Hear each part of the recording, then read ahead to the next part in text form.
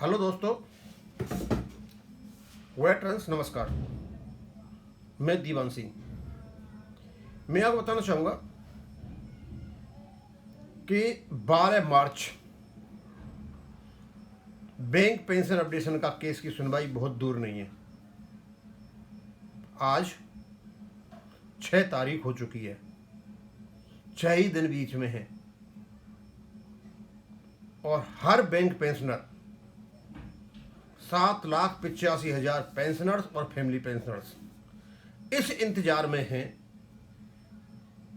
कि कहीं से ऊपर वाले का आशीर्वाद बरसे और हमारी जो सूखी खेती पड़ी हो उसमें कहीं सिंचाई हो जाए। आप किसी से भी पूछ लीजिए, सब जगह से पॉजिटिव रिपोर्ट आ रही है। अब हम तो थोड़े बहुत छोटे मोटे जानकार हैं, जो कुछ फैक्ट्स फैक्ट्स होते हैं आप तक पहुंचा देते हैं, लेकिन वो काफ़ी जानकार जो लोग हैं वो ये कहते हैं हाँ इस बार आशा बंधी है। अब क्योंकि 5 तारीख को जो कुछ सुप्रीम कोर्ट ने कहा कि if you have not paid you will have to pay as per regulation, तो एक बात तो निश्चित हो गई कि रेगुलेशन में अपडेशन प्रूव हो जाता है तो अपडेशन को कोई रोक नहीं सकता, और लगभग 5 तारीख को ये प्रूव हो गया। कोर्ट ने यह भी मान लिया कि डीआर देने से अपडेशन नहीं होता। इसका मतलब अब तक हमें एक डीआर देते आए और बेसिक पे में कोई चेंज नहीं हुआ, इवन इन डीआर भी बेसिक पे में नहीं मिलाया, यानी डीआर से भी इन्होंने बेसिक पे को नहीं बदला, यानी अपडेट नहीं किया। तो ये तो एक यथास्थिति है कि जिस बेसिक पे आप रिटायर हुए थे वो बेसिक पे आप तक आपकी बनी हुई है, चाहे आप 2002 में हुए थे, चाहे 1999 में हुए थे, चाहे 1995 में हुए थे, बेसिक पे आपकी वही है। जो डीआर के स्लैब है उनकी वैल्यू अलग अलग टाइम की अलग अलग, उस प्रकार से आपको डीआर दिया जा रहा था, मत वो तो अपडेशन नहीं है, ये कोर्ट मान के बैठ गया। दैट इज नॉट अपडेशन, और रेगुलेशन में अपडेशन है। तो ये तो निश्चित है कि अपडेशन डिसाइडेड है। हमारे पास बहुत सारे लोगों के फोन आते हैं, हम भी करते हैं, हमारे पास भी आते हैं, वो दूसरी जगह भी करते हैं और जानकार लोगों के पास करते हैं, और बैंक में बहुत बहुत जानकार लोग बैठे हुए हैं। यही नहीं हम ही जानकार है, बहुत जानकार बैठे हुए हैं, और उनके जो आकलन है, उनके जो असेसमेंट है, एवेल्युएशन है, इंटरप्रिटेशन बहुत मजबूत किस्म के हैं। वो ये कहते हैं कि अपडेशन तो होगा, कोई रोक नहीं सकता, बहुत ही आश्वस्त है। अब आपके पास दो चीजें दिमाग में आती हैं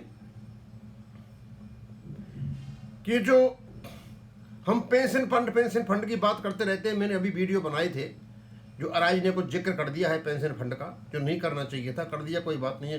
क्या उसका कोई फर्क पड़ेगा? फंड की कोई बात आएगी? दो बातें हैं। एक बात तो यह है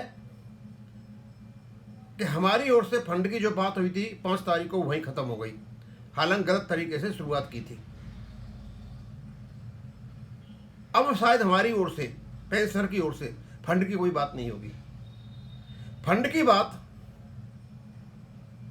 शायद हो सकता है रेस्पोंडेंट साइड से कर दी जाए, पर मुझे नहीं लगता कोर्ट इस पर बात करने देगा,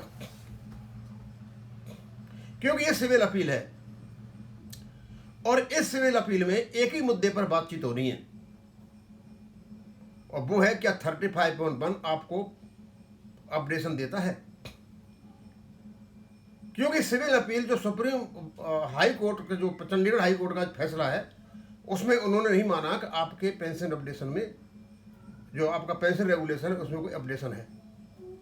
उन्होंने ये माना कि आपके एग्रीमेंट में और स्मॉल कमेटी ने जो कुछ भी किया उसमें अपडेशन है, इसलिए उसको दोबारा एक एग्रीमेंट किया जाए पार्टियों के बीच में और अपडेशन लाया जाए। अब एग्रीमेंट तो ऑलरेडी हो गया था अपडेशन का, अब पता नहीं कोर्ट वहां का कौन सा अपडेशन कराना चाहता था, और नया अपडेशन तो पहले ही हो गया था। बस उसी पर यहां झगड़ा पड़ा हुआ है। और यदि रेस्पोंडेंट आईबीए वगैरह फंड की बात लाते हैं तो फंड की बात वो वैसे वाली ले आए, लेकिन मुझे नहीं लगता इस केस में ला पाएंगे वो, कि सिविल अपील में कहीं फंड की बात नहीं है। चंडीगढ़ हाई कोर्ट में जो फैसला आया था वो आया था केवल और केवल कि आपका जो रेगुलेशन है उसमें आपको वेस्टेड इंटरेस्ट नहीं है आपके पेंशन अपडेशन का, ये बात कही थी, और इसी पे होना है दार बदार। तो ये तो डिसाइड हो गया 5 तारीख को। और भी कुछ उन्होंने जो माननीय सुप्रीम कोर्ट ने 3 कैलकुलेशन मांगे थे और उनकी जो बहस हुई थी, और हमारे सीनियर काउंसिल मनीष सिंघवी साहब ने रेस्पोंडेंट के ही एडिशनल जो डॉक्यूमेंट्स है उनसे सिद्ध कर दिया कि ये अपडेशन नहीं दे रहे हैं, ये सिर्फ क्या कर रहे हैं, डीआर दे रहे हैं और बेसिक पे जैसी है वैसी पड़ी हुई है तो उनको दे ही दी है और थोड़ा बहुत एक्सक्रीशिया दे रहे हैं। तो इस दायरे से बाहर निकल के कोर्ट तो नहीं जाएगा। इन अराज वालों ने फंड की जो चर्चा कर रखी है और वो भी 1/3/2019 से एरियर कैलकुलेट कर रहे हैं, तो यहाँ थोड़ा गड़बड़ लग रहा है मेरे को। अब सवाल यह है कि 1995 से एरियर दिए जाएं, तो 95 और 5 31 साल हो गए, कैसे कैलकुलेट करोगे? और वहाँ से नहीं देते हो तो ये जो आपके लीगल जो रिप्रेजेंट लड़ रहे हैं, एलआर लड़ रहे हैं, उनको क्या फायदा होगा? कई प्रकार की बातें हैं। तो एक तो निश्चित है अपडेशन है, अब मेथड क्या होगा? अब भाई मेथड तो सीधा सीधा है, जब तो आप रेगुलेशन में लड़ रहे हो तो रेगुलेशन को तो इनको 1995 में रेगुलेशन आया था, 1/1/1986 से लागू है, 31/10/1987 तक आपने अपडेशन कर दिया। तो उसके बाद जैसे ही 1/11/1987 से और 30/10/1992 का आगे का पीरियड होता है, उस पीरियड का नहीं है तो वहीं से होना चाहिए, यानी इसका मतलब 31/10/1987 से होना चाहिए। अब पहले जो ये किया इन्होंने 1/11/1993 अपडेशन कर रखा है, ये मानते हैं, तो फिर 1/11/1993 से होना चाहिए। अब डेट कौन सी होगी ये तो पता चलेगा। रेगुलेशन बेस तो 92-93 से ही होना चाहिए, या फिर 95 में रेगुलेशन है वहाँ से होनी चाहिए। अब ये तो डिसाइड करेगा कोर्ट, करेगा भाई कहाँ से होना है कहाँ से नहीं होना है। और यदि अब सुलझाने वाली बात आती है, क्योंकि उसके बाद तो लोग कई प्रकार के कैलकुलेशन लगा सकते हैं, अनुमान लगा सकते हैं, कई प्रकार के असेसमेंट, एवेल्युएशन, इंटरप्रिटेशन कर सकते हैं। भैया कुछ नहीं सुलझेगा, सीधी सादी बात है। आप आरबीआई फॉर्मूला पाई जाओ, आरबीआई का अपडेशन हुआ है 1/3/2019 से हुआ है।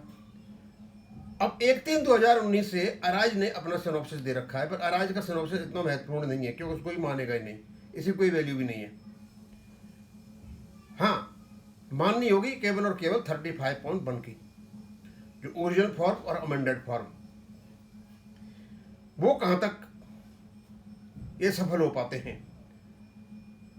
और ये तो कोर्ट को पता चल गया, जो 3 कैलकुलेशन लिए हैं, कि इन्होंने अपडेशन नहीं किया है। जब तीनों टाइम की उनको पता चलेगा, जो बेसिक पे है कैलकुलेशन की, अपडेट नहीं हुई है, बेसिक पे एक जैसी हैं, केवल और केवल महंगाई भत्ता बढ़ता जा रहा है और उसको भी मिलाया नहीं है इन्होंने, अलग अलग रखा हुआ है। जिस बेसिक पे आदमी रिटायर हुआ था आज भी वही बेसिक पे है, और डीआर अलग है और आपकी बेसिक पे अलग है, जबकि हर 5 साल के बाद ये खत्म हो जाना चाहिए, बेसिक पे में परिवर्तन आ जाना चाहिए, वो नहीं आया है। बस आपके लिए यही एक पॉजिटिव पॉइंट है, हर 5 साल के बाद बेसिक पे में परिवर्तन क्यों नहीं आया, अपडेट होनी चाहिए थी, और वो भी इंक्रीज के साथ। अब जो भी ये 15%, 16%, 17 जो देते हैं, और ये अपडेशन तो निश्चित है। अब इस अपडेशन होने के साथ साथ एक और सुविधा आपको हो जाएगी, और वो होगी आपकी डीए न्यूट्रलाइजेशन की। यदि पीछे से होती है 94-95 से अपडेशन होता है, तो 2002 वालों का जो अपडेशन है वो डीए का न्यूट्रलाइजेशन वालों को ऑटोमेटिक हो जाएगा, और इसका तो हो ही जाएगा। अभी 2022 में जो 2 बना रखे हैं इन्होंने 1960 और 2016, ये तो खत्म हो जाएगा, अपडेशन होते ही ये खत्म हो जाएगा। ये समस्या सबसे बड़ी खत्म हो जाएगी। अब ये तो इसी चक्कर में है कैसे भी करके रोका जाए। अब इनके रोकने से कुछ नहीं होगा, और कोर्ट उस जगह से पीछे हटेगा नहीं। तो दोस्तों, आप आश्वस्त रहें, और जानकार लोगों का यही आंकलन है कि 12/3/2026 को आशा है कि ये मामला सुलझ जाएगा, ज़्यादा लंबा नहीं चलने वाला है। अब जजमेंट कैसा आता है, मेन वो है। भाई जजमेंट कोर्ट साथ के साथ देता है या जजमेंट को रिजर्व रख लेता है। अब जजमेंट पर नया नहीं आएगा। जजमेंट मतलब जो सिविल अपील हो रही है उसका ही जजमेंट है। अब सिविल अपील को कोर्ट या तो रिजेक्ट कर सकता है या इसको मॉडिफाई कर सकता है और या इसको अप्रूव कर सकता है। तो अप्रूव करने के चांसेस तो नहीं है, यानी अप्रूव करने का मतलब होता है कि हम केस हार गए। और अपील को अलाउड किया जाता है। अपील हम कर रहे हैं, वो पीछे अपील नहीं थी, वो ओरिजिनल केस था। अपील हम कर रहे हैं, अपील अलाउड हो जाती है, तो इसका मतलब हम केस जीत गए। अपील की बात कर रहा हूं। और ये अपील डिस अलाउड हो जाती है, हम केस हार गए क्योंकि हमने अपील लगा रखी है। तो चांस है तो ये है कि जो कुछ अब तक हुआ है वो हमारे फेवर में जाएगा। और हमें तो ये भी पता चला है कि गवर्नमेंट का भी मतलब एक फ्रेंडली रुख है कि इस समस्या को सुलझाया जाए। अब इस गवर्नमेंट का जब हस्तक्षेप होता है सुलझाने का, तो फिर कई तरीके आते हैं, कई पार्टी बीच में आ जाती हैं।